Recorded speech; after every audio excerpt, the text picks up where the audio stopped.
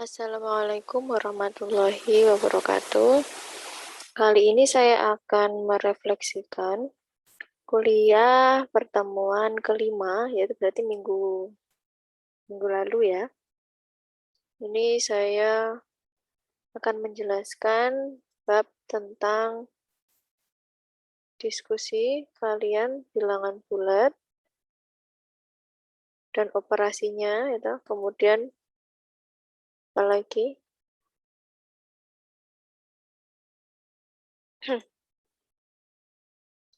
Untuk babnya 5 ya, saya cek dulu.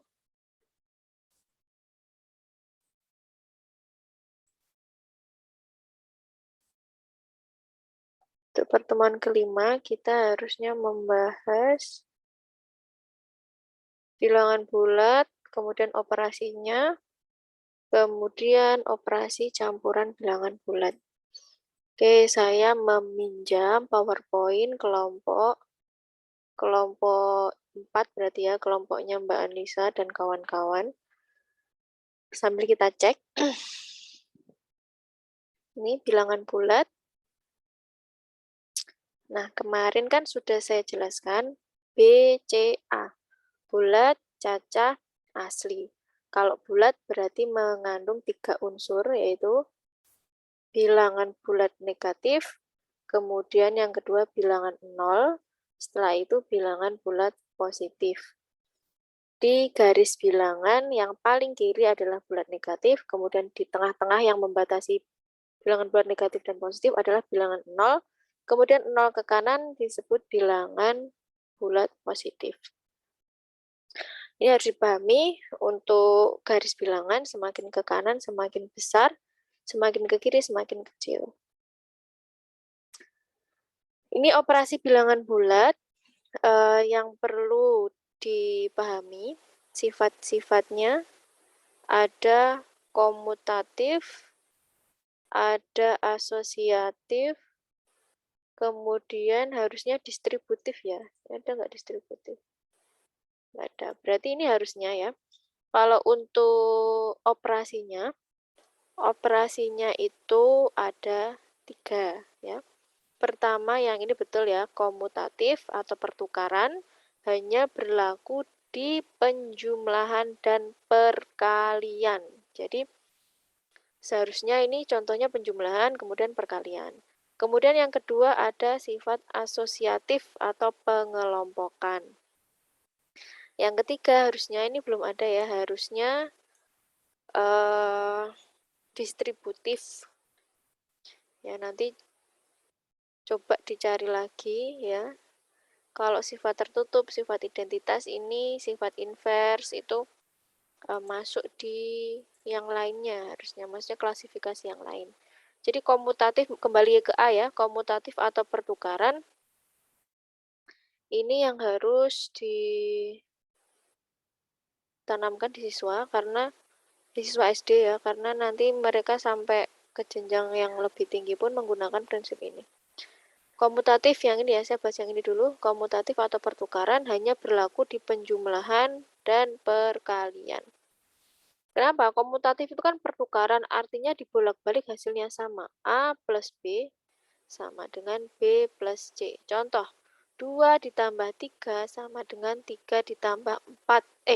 3 tambah 2. Hasilnya 5. Ini juga 5. Sama. Perkalian juga. A dikali B sama dengan B dikali C. 2 kali 3 sama dengan 3 dikali 2. Hasilnya sama-sama 6.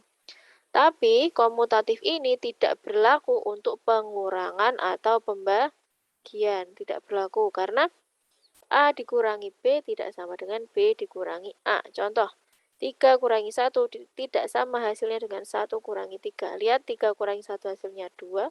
1 kurangi 3 min 2. Tidak sama dengan, maka untuk pembagian dan pengurangan itu tidak masuk sifat komutatif. Lanjut, setelah komutatif, sifat distributif ya, yang nggak disebutkan di sini. Jadi ada 3. Yang pertama komutatif, yang kedua itu distributif ya. Tak tambahin ini B distributif.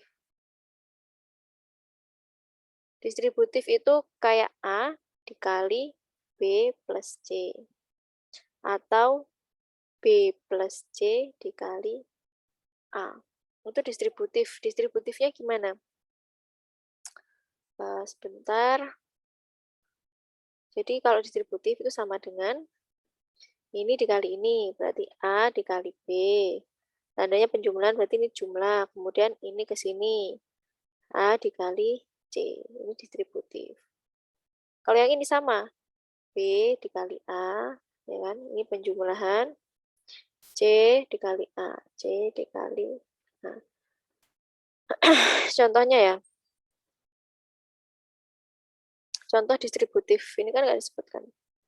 Contoh distributif seperti ini. Misal 2 kali X plus Y. Misal. Ini kan distributif. Ini kali ini 2X. Penjumlahan. Terus ganti ini kali ini. 2 kali Y. 2Y. Ini distributif. Kalau dibalik, sama aja. Misal X plus Y dikali 2. Perkalian biasanya nggak ditulis ya.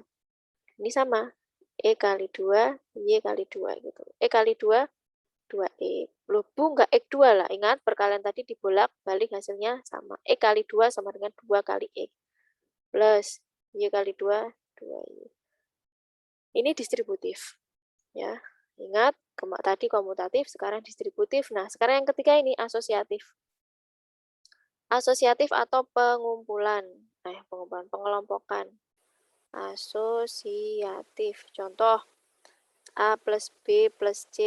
Ini mau dikurung ini dulu boleh, sama dengan A plus B plus C. Ini yang dikurung ganti yang belakang. Ini hasilnya sama. Kita ambil contoh 1 tambah 2 tambah 3. 1 tambah 2 tambah 3. Pertama yang dikurung yang depan, kedua yang belakang. Kita lihat apakah sama. Ini tambah ini 3. Tambah 3. Ini 1 turun. Ini tambah ini 5. Hasilnya sama. Itu sifat asosiatif. Jadi mau yang mana didulukan bisa, tapi itu hanya berlaku untuk jumlahan ya di sini. Oke. Jadi untuk kelompok 4 koreksinya kurang contoh distributif.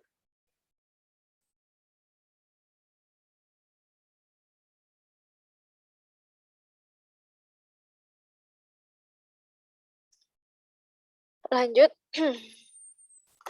Slide berikutnya.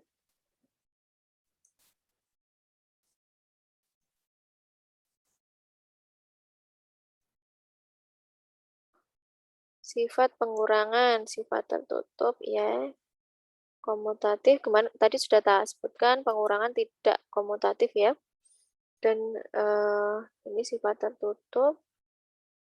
Nanti bisa dibaca sendiri sifat tertutup ya, maksudnya gimana. Terus perkalian. Sudah paham ya, pokok kalau tandanya sama, hasilnya positif. Kalau tandanya beda, hasilnya negatif. Tandanya sama maksudnya gimana? Ya kalau sama-sama positif, hasilnya positif. Kalau sama-sama negatif, hasilnya positif. Jadi ini sama, plus-plus, min-min hasilnya positif. Kalau beda, min-plus atau plus-min, hasilnya negatif. Saja cara ngapalinnya. Pokok beda, hasilnya negatif, sama hasilnya positif. Tanda bacanya maksudnya. Ya. Kemudian lanjut. Slide ke-7 apa ini? Sifat-sifat perkalian, bilangan bulat. Ini tadi distributif. Ini di sini ada. Asosiatif, komutatif, distributif, tertutup. Ini betul yang ini asosiatif, komutatif, distributif. Tadi sudah jelaskan. Kemudian langsung sudah habis ya. Operasi hitung campuran. Ingat ya, kalau operasi hitung campuran yang didahulukan yang perkalian atau pembagian. Kecuali kalau ada tanda kurung. Gitu ya. Oke, saya rasa untuk refleksinya cukup untuk yang kuliah pertemuan kelima. Sekarang saya masuk ke peer teaching atau pembelajaran teman sebaya. Kemarin kan sudah saya plotting ya. Saya ngeplot siapa yang saya anggap bisa untuk membimbing temannya. Ini untuk kelas A. Untuk kelas A, Mbak Novita itu belajar bersama ya, bahasanya belajar bersama. Belajar bersama dengan Mbak Eka Fatmawati, kemudian Mbak Kinanti. Ya betul, Mbak Kinanti. Belajar bersama. Kalau ada yang susah, saling bertukar pikiran. Kemudian ini Mbak Eka Fatmawati ini dari 5 tugas hanya mengumpulkan 1. Tolong nanti Mbak Eka Fatmawati, kemudian Mas Muhammad Aji Abdul Holik, lanjut Mas Farhan Nafis, kemudian Mbak Sinta, kemudian Mbak Vida. Silakan japri saya menyatakan alasannya kenapa tidak mengerjakan tugas. Saya tunggu 1 kali 24 jam dari video saya ini saya upload di YouTube. Apa alasannya? Kalau alasannya memang bisa saya terima, nanti saya berikan tugas pengganti untuk mengisi tugas kalian yang kosong. Tapi tetap saya akan memperhatikan prinsip keadilan. Ya saya nggak mungkin kan ngasih tugas, ngasih nilai lebih tinggi daripada teman-teman kalian yang rajin mengumpulkan. Tiap minggu ngumpulin tugas. Nggak adil dong bagi mereka yang rajin, masa nilainya sama dengan kalian yang susulan tugasnya. Ya, ini untuk kelas A. Nah, ini peer teaching ini kan ada berapa tutor nih? 1, 2, 3, 4, 5, 6. 6. Terserah kalian metode belajar bersamanya bagaimana, tapi saya harapkan sebelum UTS atau sebelum UTS atau sebelum UAS nanti, silahkan belajar bersama. Sharing.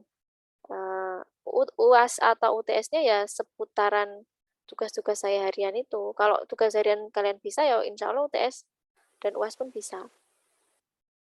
Oh ya, tadi yang saya suruh japri saya tentang alasan, kalau cuma japrinya Bu, saya yang tugasnya kosong, mau minta tugas tambahan. Itu nggak saya balas, karena nggak nyampaikan alasan. Alasannya nggak ngerjakan apa? Tuh, yang paling penting alasannya dulu. Masalah tugas tambahan gampang, saya nilai nggak terlalu. Kalau kalian manut, maksudnya setiap ada tugas ngerjakan seperti teman yang lain, ya saya kasih nilai gitu.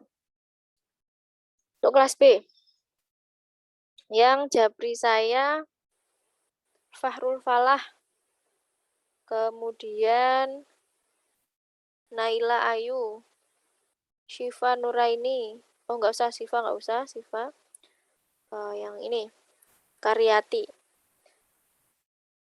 Silakan japri saya menjelaskan kenapa sering tidak mengumpulkan tugas. Saya ingin mendengar langsung dari kalian ya, bukan dari teman. Kemudian yang C, Chania Parulian.